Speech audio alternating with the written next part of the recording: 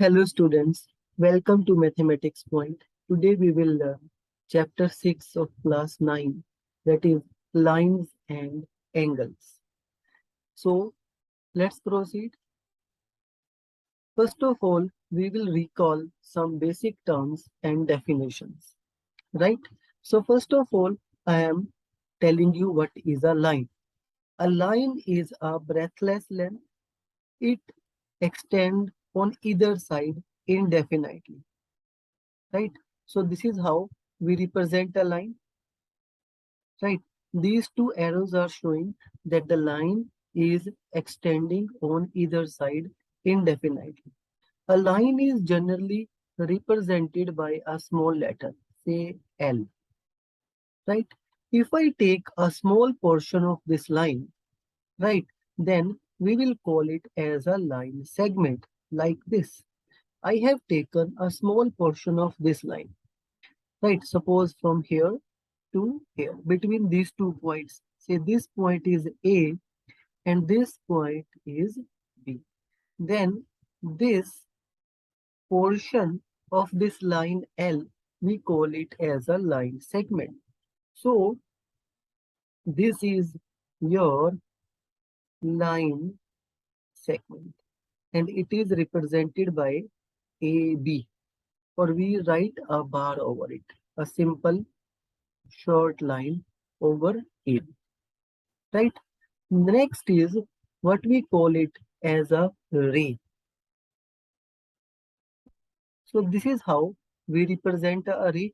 Array has an initial point and a particular direction in which it is proceeding.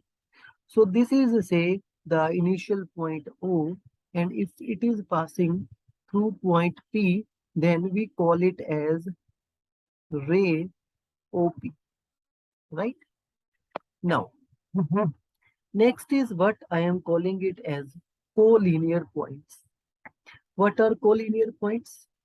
If three or more points lie on the same line, they are called as the collinear points. Otherwise, they are called as non-collinear points. Let me tell you with the help of an example. Suppose this is one point, this is another point, and this is one more point. Minimum 3 points we have to take. So if I happen to join them, I see that all these 3 points lie on the same straight line. Correct? This was your point A. Correct? This was your point B. And this was your point C. So these 3 points are lying on the same straight line. So these are co-linear points. Correct? Now, what are non-collinear points? If there are points, 3 points, or you can say more than 3 points, which do not lie on the same straight line, then we call them as the non-collinear points. For example, this is the case. If you happen to join them with a straight line, what you happen to see? You see that point A and B lie on the line, but point C do not lie on this straight line. So what are these? This is an example of non-collinear points,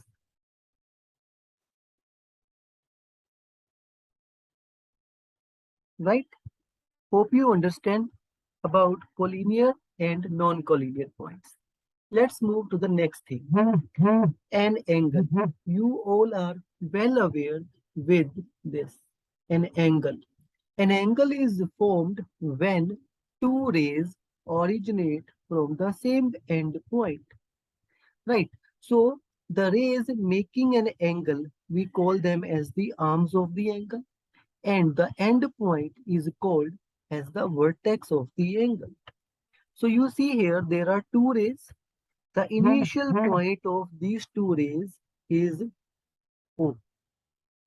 O is the initial point, and this is say ray OA, and this is the ray OB, right? So there are two rays over here, ray OA and ray OB, they have the common initial point and they are inclined to each other. Right? The inclination between these two rays forms an angle. Right? Now the two rays, that is OA and OB, we call them as the arms of the angle. This is arm OA, right? And this is arm OB, correct? And the common point of these two rays is called as the vertex of the angle. Now, how do we name an angle? So there are three ways we can name this angle with. Number one is, now let me tell you an important thing. While we name an angle, we must take care that the vertex must lie in the middle. So I can call it as angle AOB.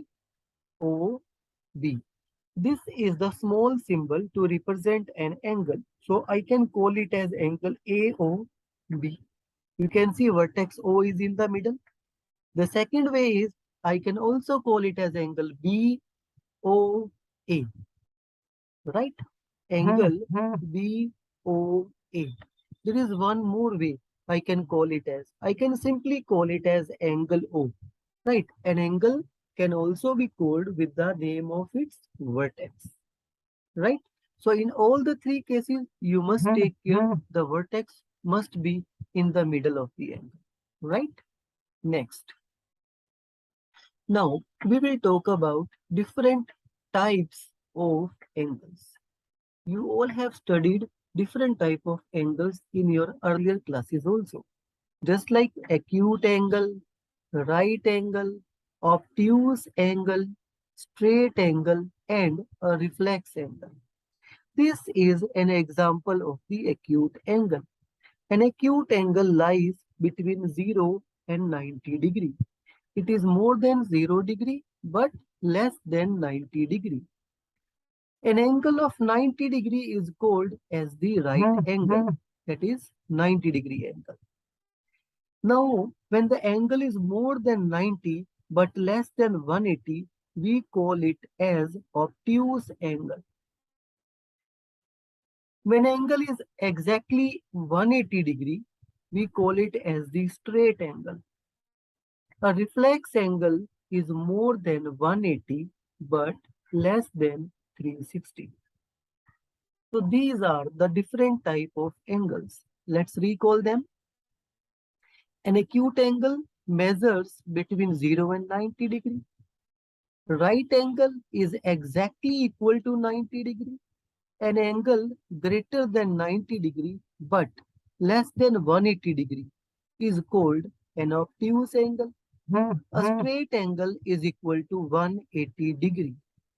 An angle which is greater than 180 but less than 360 is called as a reflex angle, right?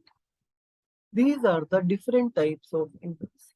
Now, let me tell you something about the pair of angles, right? Two angles whose sum is 90 degree are called as the complementary angles. For example, say 40 degree and 50 degree, because when I add 40 and 50, the sum is coming equal to 90 degree. So 40 degree and 50 degree, this pair of angle is called as the complementary angles. Supplementary angles. If the sum of two angles is 180, we call them as the supplementary angles, right? For example, 120 degree and 60 degree. These two angles are supplementary because their sum is coming out equal to 180 degree, right? So hope you understand about different type of angles. So that's all for today. Don't forget to subscribe the channel. Thank you very much. Bye bye. Take care.